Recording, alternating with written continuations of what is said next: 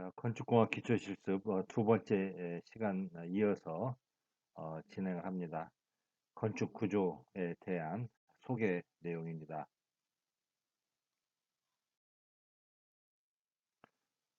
슬라브는 보가 한 방향으로 연장된 부재, 벽체는 기둥이 한 방향으로 연장된 부재로 이해하면 되겠고요. 슬라브는 수평한 부재, 벽체는 수직한 부재로 이해하면 되겠습니다. 먼저 슬라브 부재에 대해서는 자, 두께가 얇고 면적이 넓은 평판 구조입니다. 다음에 슬라브의 자체 무게 이걸 자중이라고 이야기하고요. 그 다음에 그 위에 적재물 이것을 적재하중이라고 이야기합니다. 그래서 그 하중의 종류에는 두 가지가 있습니다. 고정하중과 그 다음에 적재하중이 있다. 그래서 이 고정하중은 자중이라고 이야기하고요. 적재하중은 활하중이라고도 이야기합니다. 구조에서 다루는 것은 하중을 다루죠. 슬라브는 일반적으로는 철근 콘크리트로 당연히 만들겠죠. 기능을 다하기 위해서 목재로도 사용되어 만들 수 있고요. 그 다음에 굉장히 얇지만은 인장력이 강한 이 철판을 가지고서도 그 바닥을 만들 수가 있습니다. 슬라브는 두 종류가 있습니다. 바로 슬라브를 보가 지지하는 보슬라브 구조가 있고요. 아까도 이야기하였지만은 슬라브 밑에 보가 없이 바로 기둥이 슬라브를 지지하는 구조, 이것을 평슬라브 구조라고 이야기합니다. 보 위에 슬라브를 시공하여서 슬라브와 상부의 하중을 보로 전달된 것, 보슬라브 구조죠. 그 다음에 그 슬라브의 가로, 세로의 길이 비에 따라 가지고서 그 두 방향의 비가 굉장히 상대적으로 2 이상인 경우, 이것이 LY고, 이게 LX면은 LY분의 LX가 2보다 큰 거, 이것을 한 방향 슬라브라고 이야기하고요. 그러지 않는 경우는 두 방향 슬라브라고 이야기합니다. 평슬라브는 두 가지가 있습니다. 하나는 플랫 슬라브가 있고요. 플레이트 슬라브가 있습니다. 그래서 이거 차이는 뭐냐면 슬라브가 있고요. 바로 다이렉틀리 지붕 기둥이 있으면은 이것은 플레이트 슬라브라고 이야기합니다. 상대적으로 슬라브에 여기에 기둥과의 사이에 그 끼움판, 즉 그 주각이 있는 경우에 이건 베이스 플레이트라고 하는 주각이 있는 경우는 이것은 플랫 슬라브라고 이야기합니다. 그래서 플랫 슬라브와 플랫 플레이트가 있다. 그 다음에 이제 워플 슬라브라는 건 우리나라의 김포공항의 슬라브와 같이 마치 그 시중에 파는 워플 과자처럼 가로 세로의 그 슬라브의 밑을 좀 더 굉장히 간격을 촘촘하게 격자 형태로 어, 만든 그런 보로 슬라브가 지지되어서 그런 격자 형태의 보가 슬라브의 하중을 지지하기 함에 따라서 그 기둥의 개수를 줄이는 그런 슬라브를 워플 플랫 슬라브라고 구분합니다. 그림을 가지고서 설명을 해봅시다. 먼저 한 방향 슬라브는 아까 이야기한 것처럼 가로 세로의 비가 2보다 큰 거. 여기서 이 지지부재, 즉 여기에서는 슬라브 밑에 보를 의미하는데요. 요 LY와 요 LX의 크기가 2보다 큰 경우를 원웨이 슬라브, 2보다 작은 경우를 투웨이 슬라브라고 합니다. 그리고 한 방향 슬라브이면서 이렇게 그 촘촘히 보호 부재가 그 슬라브를 지지하는 그러한 형태의 슬라브를 조이스트 슬라브, 장선 슬라브라고 구분합니다. 중공 슬라브는 슬라브의 무게를 줄이기 위해서 가운데 구멍을 내고 이 사이에 설비를 배관하는 그러한 용도로 쓰는 슬라브, 이걸 중공 슬라브라고 하고요. 그 다음에 그 격자 슬라브, 이걸 이제 와플 슬라브라고 이야기하는데요. 요 장선 슬라브는 한 방향으로 장선을 되는 경우고, 요건 두 방향으로 장선을 되는 경우, 그래서 이걸 격자 슬라브 또는 와플 슬라브라고 이야기합니다. 그 다음에 그 플랫 슬라브, 즉 보호가 슬라브를 하지 않고 기둥이 직접 그 슬라브의 하중을 지지할 때 이렇게 중간에 캐피털이 있는 경우는 플랫 슬라브라고 하고요. 캐피털이 없이 다이렉틀리 그 슬라브 하중을 기둥이 지지하는 것은 플랫 플레이트라고 합니다. 그래서 이것은 플랫 플레이트, 그래서 플랫 플레이트라고 이야기하고요. 플랫 플레이트, 플랫 슬라브 두 개 잘 헷갈리는데 구분하기 바랍니다.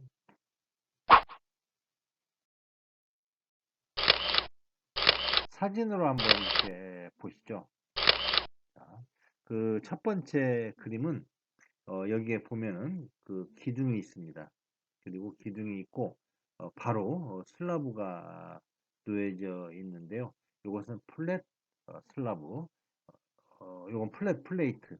이것은 안에 그 사이에 캐피털이라는 그 주도가 놓여져 있는데 이건 플랫 슬라브라고 이야기합니다. 그래서 이것은 플랫 슬라브, 이것은 플랫 플레이트. 자, 요 경우는 이제 보가 이렇게 되어져 있는데 요 슬라브 사이에 가로와 세로의 비가 2보다 큰 경우, 이건 한 방향 슬라브입니다. 이렇게 장선이 두 방향으로 되어져 있는 것은 워플 슬라브라고 이야기합니다. 수직 부재에서는 기둥이 한 방향으로 연결되어 있는 걸 벽체라고 이야기하는데 벽체는 그 면 구조이기 때문에 공간을 수직으로 구해가고요. 그다음에 구분할 수 있는 요소가 됩니다. 자, 그 벽체의 종류에는 내력벽과 비내력벽이 있는데 이 벽체 위에 있는 하중, 무게를 지지하는 벽, 이걸 내력벽이라고 이야기하고요. 단순한 간막의 역할을 하는 그러한 벽을 비내력벽이라고 구분합니다. 그리고 그 지진하중이나 바람하중과 같이 그 수평하중을 지지하는 벽체를 전단벽이라고 이야기합니다. 또 하나의 구분으로서는 절개면에 그 흙의 무게를 그 흙의 압력을 지지한 그러한 목적으로 설치한 벽체를 옹벽이라고 합니다. 그래서 여기에 내력벽, 그 다음에 비내력벽 구분할 수 있어야 하고요. 그 다음에 전단벽. 전단벽은 순수하게 수지가죽만 견디는 벽을 내력벽이라고 하고요. 당연히 수지가죽도 견디지만 아울러 수평가중도 함께 견디는 벽을 전단벽이라고 해서 영어로 shear wall이라고 합니다. 일반적으로 그 건축물에 그 엘리베이터 코어를 우리가 벽으로 만드는데 그러한 그 엘리베이터 코어, 엘리베이터를 감싸고 있는 그러한 벽체가 수직하중뿐 아니라 수평하중에 대해서도 견디는 벽, 전단벽으로 설계를 합니다. 그 항상 그 옹벽은 흙의 절개면에 만든 벽을 옹벽이라고 이야기하죠. 그래서 나중에도 이제 보면 옹벽에는 이렇게 그 앞발굽, 뒷발굽이 있는 이런 옹벽이 있고 또는 옹벽의 무게만 가지고서도 이 토합을 견디는 이런 중력식 옹벽이 있고요. 이런 그 토와 여기 앞꿈치, 뒤꿈치가 있는 그런 옹벽이 있고요. 여러 가지 옹벽의 종류는 다시 한번 더 살펴보도록 하겠습니다. 자, 아파트 벽체는 수직하중과 수평하중을 주로 벽체하는 거. 이건 이제 아까 내력벽도 되고 그 다음에 수평하중을 지지하는 거 전단벽도 된다고 이야기했죠. 자, 옹벽은 그 토사의 붕괴 방지를 위해서 설치하는 벽체. 이걸 옹벽이라고 이야기합니다. 다음에 벽돌로서 벽체를 만드는 거. 이것을 조적이라고 합니다. 그래서 적이란 건 쌀적입니다. 한 켠 한 켠 쌓아가지고서 벽체를 만든다. 조적 벽체가 되고요. 소규모 주택에서는 내력벽, 즉 수직하중을 견디는 벽으로 사용되지만 일반적으로는 간막이 벽으로서 조적벽을 사용을 합니다. 우리나라의 그 건축 구조에서 크게 문제가 되고 어, 사회에서의 관심을 받았던 두 사건이 있습니다. 그건 여러분 보통 태어나기 전때에 발생했던 그런 사건인데요. 95년도에 그 서울에 있는 삼풍백화점이 붕괴가 됐습니다. 그 단 뭐 한 2, 3초 내에 5층짜리 건물 전체가 흔적이 없이 그 사라져 있는 그러한 형태를 보여주고 있는데요. 이러한 95년도에 삼풍백화점 붕괴 사건과 94년도에 출근 시간대 가운데에 그 상판이 그 아예 그 강 밑으로 가라앉아 버리는 그러한 상황이 발생했습니다. 이 두 가지 사건에 의해서 우리는 다시 한번 구조물의 안전에 대해서 경각심을 갖고 이 두 가지 사건을 어, 계기로 해서 시설물에 대한 특별 안전관리법이 만들어졌습니다. 그래서 그 특별관리법에 의해서 그 모든 건축물은 일정 기간마다 안전 점검, 안전 진단을 받게끔 의무화되어 있습니다. 구조물의 형식, 구조물의 형태 또는 구조물의 구성 방식에 대해서 우리가 알아봤는데요. 자, 이제는 구조물 또는 건축물에 가해지는 외력, 이걸 하중이라고 이야기하는데요. 하중에 대해서 한번 살펴봅시다. 하중에는 수직하중하고 수평하중으로 작용하는 방향에 따라서 구분할 수가 있습니다. 그 이전에 지난 첫 번째 시간하고 지금까지 배운 것은 건축물 또는 구조물의 우리가 분류에 대해서 배웠죠. 분류는 뭐 재료에 따라서 철근 콘크리트 구조, 강 구조, 목 구조 등으로 우리가 했고요. 그 다음에 구성 형식에 따라서 가구식이냐, 즉 하나의 부재들을 하나하나 조립해서 만드는 가구식이냐, 또는 쌓아서 만드는 조적식이냐, 또는 그 아예 거푸집을 가지고서 그 형태를 만든 다음에 거기에 부재를 한꺼번에 타설해서 만드는 일체식이냐, 또는 그 공장에서 부재를 만들어서 현장에서 조립하는 조립식이냐 등으로 우리가 구분할 수가 있습니다. 어떤 구조물의 이런 그 부재의 형태에 따라서 절판 구조를 통해 가지고 그 지지하는 면적을 넓혀서 더욱더 큰 하중을 견디게 한 거랄지, 또한 우리가 특수한 구조물로서 세 가지를 배웠습니다. 하나는 트러스, 그 다음에 현수교, 또 하나는 아치를 배웠습니다. 그래서 트러스는 삼각형 형태다. 그리고 개개의 부재가 연결하는 절점이 우리 몸의 팔꿈치처럼 회전이 허락되는 그러한 구조체다. 따라서 그 구조체의 부재에 발생하는 세 개의 그 축방향력, 전단력, 휨모멘트에서 휨모멘트를 견딜 필요가 없으니까 큰 경관을 만들 수 있다. 현수교 같은 경우는 형태를 고정시킬 수는 없지만은 오로지 인장력만 발생시켜서 큰 경관을 만들 수 있다. 그 다음에 아치가 되겠습니다. 아치는 현수교와 상대적으로 오로지 하중이 작용할 때 부재 그 부재의 축방향으로, 즉 그 부재의 축방향은 부재의 길이 방향을 축방향으로 이야기하는데요. 부재의 축방향으로 압축력만 작용이 되기 때문에 큰 기둥과 기둥 사이를 만들 수 있다. 이렇게 특수한 구조물을 구분을 했고요. 그 다음에 아치를 한 방향으로 쭉 늘어뜨린 것을 쉘이라고 하고, 아치를 360도 회전시킨 것을 돔이라고 이야기한다. 뭐 어렵지 않죠, 여러분들. 그 다음에 뭐 하여튼 그 정도 우리가 배웠고요. 이제는 그 본격적으로 건축물에 작용하는 외력, 이게 무엇이냐에 대해서 한번 살펴보겠습니다. 일반적인 사항을 먼저 말씀을 드릴게요.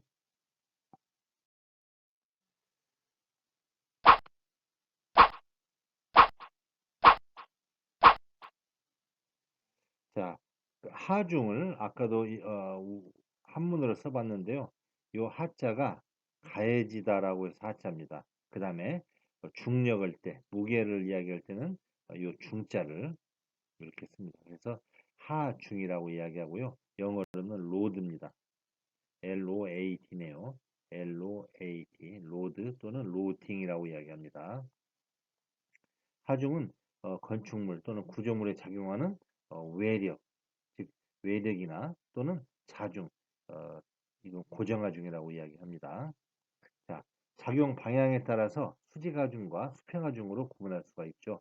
수직하중은 건물의 수직 방향으로, 중력 방향으로 작용하는 하중으로서 자중, 즉 고정하중이 있고 적재하중, 이걸 우리가 활하중이라고도 이 용어를 일컫습니다. 설하중, 눈하중이 있죠. 그래서 설하중이나 고정하중, 적재하중은 수직하중입니다. 수평하중은 수직하중과 상대적인 의미로서 수평 방향으로 작용하는 하중입니다. 땅 밑에서 작용하는 지진하중과 땅 위에서 작용하는 바람하중이 있고요.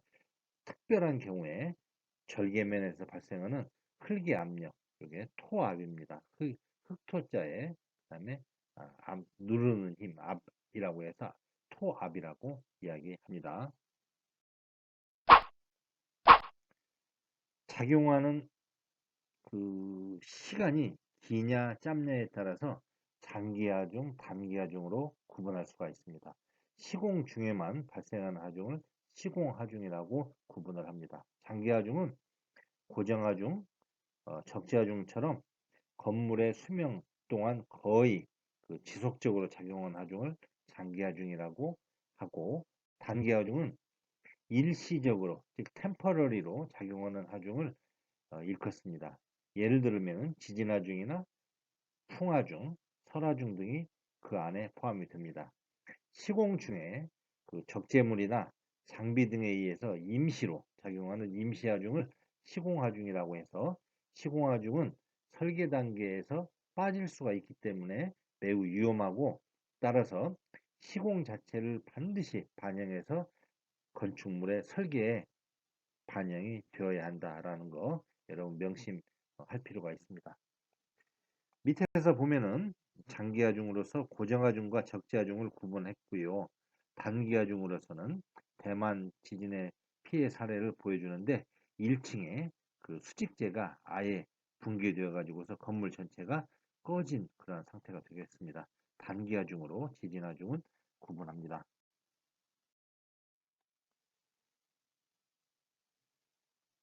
하중이 건축 구조에서는 처음이자 끝입니다. 이 하중을 활용하는 단계가 있습니다. 처음에는 건축물 또는 포괄적인 의미에서 구조물에 어떠한 하중이 작용하는지를 산정을 해줘야 합니다. 이 하중 산중은 건축물 하중 기준이 있습니다. 이 기준에는 건축물에 작용하는 모든 하중이 다 그 기준에 무게가 나와 있습니다. 하중이 가해지는 건축물을 우리가 뼈대로만 그리는 것을 모델링이라고 합니다.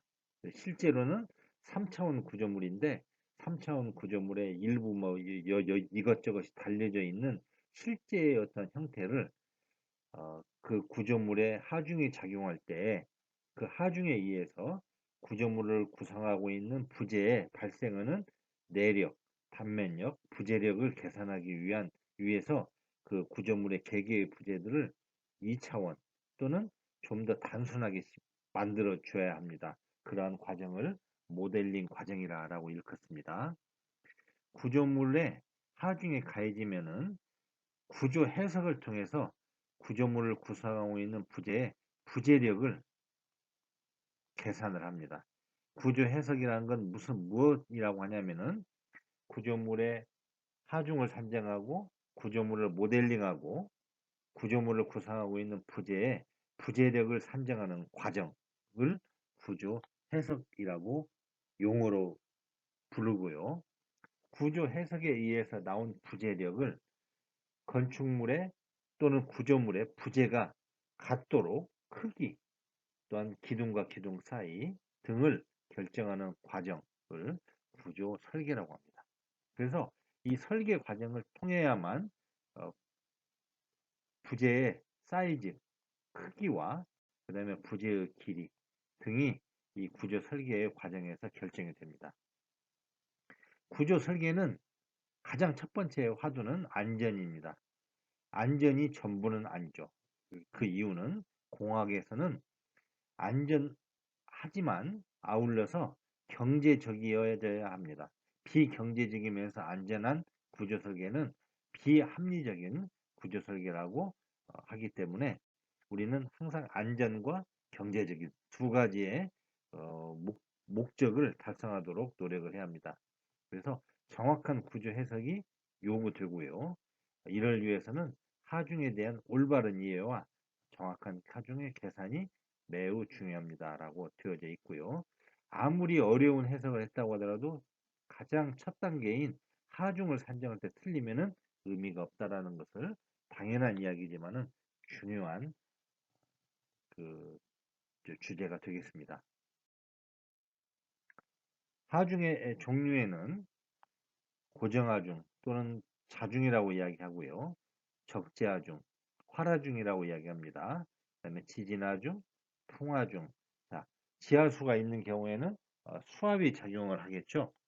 그리고 흙의 압력이 토압에 작용하고 눈이 눈이 많이 내리는 경우에는 적설하중도 고려를 해줘야 합니다. 철도에 레일과 레일 사이가 떨어져 있는 것은 열 팽창에 의한 그 팽창 효과를 흡수하기 위해서 만드는 것처럼 건축물에도 이렇게 온도에 의해서 그 열 팽창이 일어나는 그러한 부재들이 있습니다. 이런 것도 하중의 개념에서 접근을 해줘야 합니다. 건축물은 완전 고정되어 있는 어떤 집안보다는 약간씩 이렇게 변형을 하는 그러한 흙 집안에다가 건물이 만들어지기 때문에 건물의 무게에 의해서 그 건물은 일정 그 부분은 이렇게 치마가 됩니다. 그런데 그 치마가 균등하게 되는 경우에는 문제가 안 되는데 건물 전체에 걸쳐서 균등하지 못한 치마 이를 부동치마라고 이야기합니다. 부동치마가 생기는 경우에는 이 부동치마 때문에 그 어떤 왜곡이 생기고 비틀림이 생겨서 변형이 생기기 때문에 이러한 부동치마가 발생할 수 있는 여건에서도 이 부동치마도 하중의 개념으로 접근을 해준다. 잔류응력이라는 것은 하나의 또 다른 여러분이 어, 접하는 생소한 의미인데요. 힘이 이 힘이라는 것은 하중도 힘이 되고요. 그 다음에 부재에 발생하는 부재력도 힘이 됩니다. 이때 부재에 하중이 가해지는데 이 부재에 하중에 가해지면은 부재에는 대응되는 응력이 발생합니다.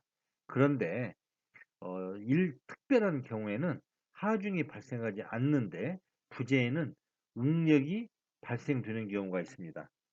부재의 응력이 발생이 되면은 부재는 변형이 생기게 되는데요. 그래서 부재가 하중이 가해지지 않는 상태에서 미리 먼저 변형이 되어져 있는 상태, 그때를 잔류응력이 있는 상태라고 이야기합니다. 이런 경우에는 어떤 경우가 예를 들 수 있냐면요. 이렇게 H형광 같은 경우가 있습니다. 그러면 H형광은 현대제철이나 동부제강에서 이러한 H형광대로 쇳물을 녹여가지고서 H 형태를 만드는데요. 그런데 요 안에 식는 시기하고 요 밖에 식는 시기가 다릅니다. 그래서 요 요런 안쪽이 요 식는 부분이 이게 그 늦게 식습니다. 요 바깥쪽은 먼저 식고요. 그래서 식는 그 속도가 다르기 때문에 그 식는 속도에 의해서 열 팽창률이 서로 다르고 그 다른 열 팽창률에 의해서 힘이 외력이 가해지지 않는 이전 단계에서 제조 단계에서 또는 제작 단계에서 또 변형이 생겨가지고서 제품의 불량이 되는 거죠. 그래서 제품이 불량이 되는 경우에는 그 부재를 쓰면 안 됩니다. 그래서 이러한 경우를 잔류응력이 있는 부재라라고 하나의 용어를 일컫습니다. 시공 오차가 있는데요. 예를 들어서 정확하게 설계도에 나오는 치수보다도 그 어떤 사람이 만드는 거기 때문에 크게 하거나 작게 됨으로써 정확하게 부재와 부재가 서로 맞춤이 틀어질 수가 있게 되겠죠. 이러한 오차의 그런 부분도 발생이 되면 안 됩니다. 충격하중이랄지 또는 진동의 경우에서도 우리는 이걸 하중의 개념으로 고려해 줘야 하는 거고, 개개에 대해서는 여러분 앞으로 건축공학을 전공하면서 배울 겁니다. 그림으로 그 사례들을 한번 살펴볼까요? 고정하중과 적재하중은 여러분이 이해하기가 그렇게 어렵지가 않습니다.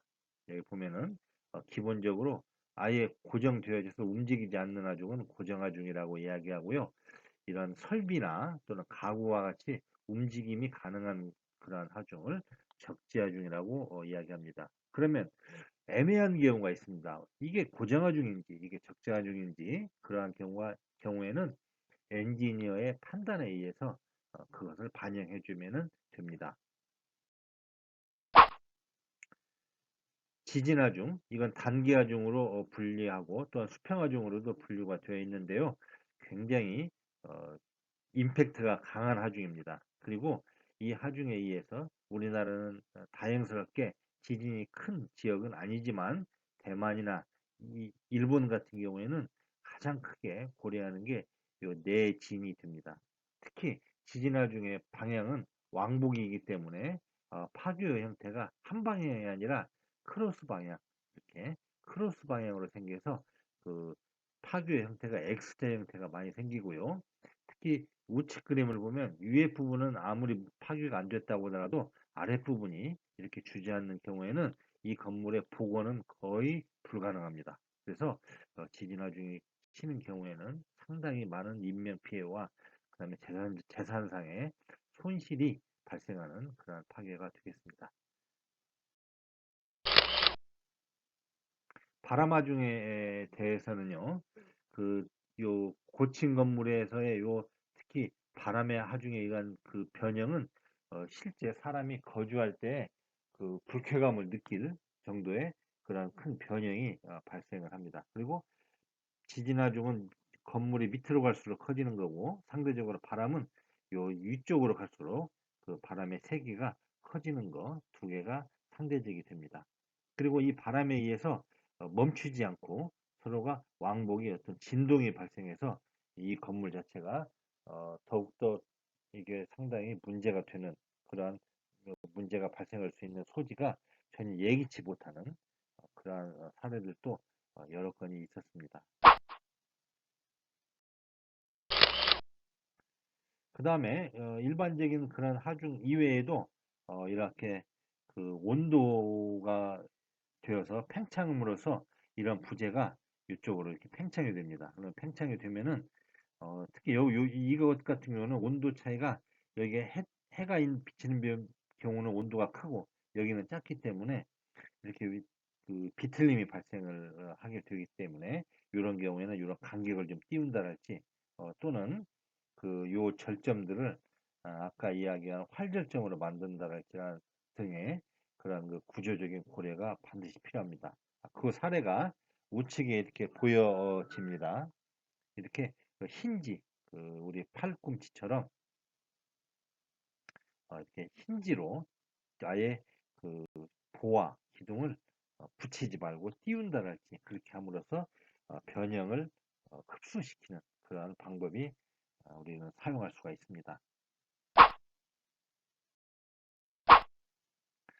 아까도 이야기했지만 요 건물을 안쳐지는 요 지반이 어, 그 약하기 때문에 이게 이렇게 치마가 되는데 요쪽 치마의 부분하고 이쪽 치마의 양이 다름으로써 요 건물 자체가 실제 하중이 가해지지 않는데도 치마의 양, 즉 부동 치마의 양이 차이가 남으로써 변형이 야기되는 그러한 그 부동 치마의 변형이 생기고요. 요것을 이게 뭐냐면 이제 이게 잔류 변형입니다. 잔류 변형이라고 해서 아까 내가 말을 좀 바꿔서 이야기했는데요. 요 부분이 먼저 식습니다. 먼저 식고요. 요게 나중에 식기 때문에 먼저 식은 부분이 나중에 식으면서 이게 팽창이 되니까 서로 이게 뜯겨져 나가는 겁니다. 먼저 식은 부위가 나중에 식은 부위가 팽창되면서 이게 뜯겨져 나가는 그런 상황이 되고요. 요건 이제 1930년대 미국에 있는 타코마 브리지라는 데서 생긴 그 병행인데요. 이렇게 바람이 상당히 바닷가에 바다 안에 바다에서 만들어져 있는 다리이기 때문에 바람이 굉장히 세겠죠. 그런데 이 바람에 그 흔들림, 우리가 이것을 진동이라고 하는데요. 바람의 진동하고 건물 요 교량의 교량 자체의 요 진동이 서로가 거의 이렇게 같은 형태의 진동이 발생할 수가 있습니다. 이것을 우리가 동력학에서는 공진이라고 이야기하는데요. 공진이 생기면은 그 건물 교량 자체의 진동이 점점 진폭이 커집니다. 그래서 진폭이 커지면은 이거 설계 단계에서 고려되지 않은 상태가 되거든요. 그렇게 됨으로써 요 교량이 아예 붕괴되어 버리는 그런 사례가 있었습니다. 그래서 바람의 진동하고 교량 자체의 진동이 서로 어긋나도록, 예를 들면은 교량을 좀 더 무겁게 한다랄지, 또는 교량의 어떤 그 흔들림에 대한 그 강한 정도, 이걸 강성이라고 하는데요. 강성을 좀 더 크게 한다랄지, 또 그런 방법을 가지고서 그 바람의 어떤 그런 그 진동 세기를 예측을 하고, 그 바람의 진동 세기하고 같지 않도록 그 구조물의 진동도 조정을 해주는, 그것도 우리가 설계 단계에서 필요합니다. 건물의 이제 종을 의미하는데요. 건물의 종을 칠 때 사람이 요 지금 종을 침으로써 그 건물의, 아니 요 종에서 해당하는 종의 진동하고 사람이 흔드는 요 진동이 서로 맞아가지고 이 자체가 더욱더 요것이 더 이렇게 진폭이 세져가지고 나중에 요것 자체가 떨어져 나가 버리는 수도 있습니다. 이 경우는 이제 진동의 특별한 경우들인데, 모두가 그 구조물 또는 건축물 자체의 어, 진동의 흔들림이 그 건물에 가해지는 진동의 크기하고 비슷하게 되면은 더욱더 그 흔들림이 커지는 현상, 공진 현상을 우리가 고려를 해줘야 합니다. 자, 이번 2교시 수업을 마치고 3교시도 이어서 수업을 진행을 하겠습니다.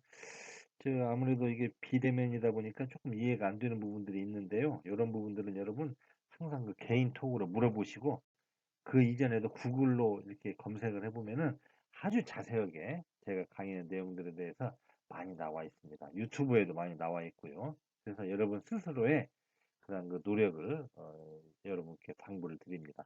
자, 수업 마칩니다.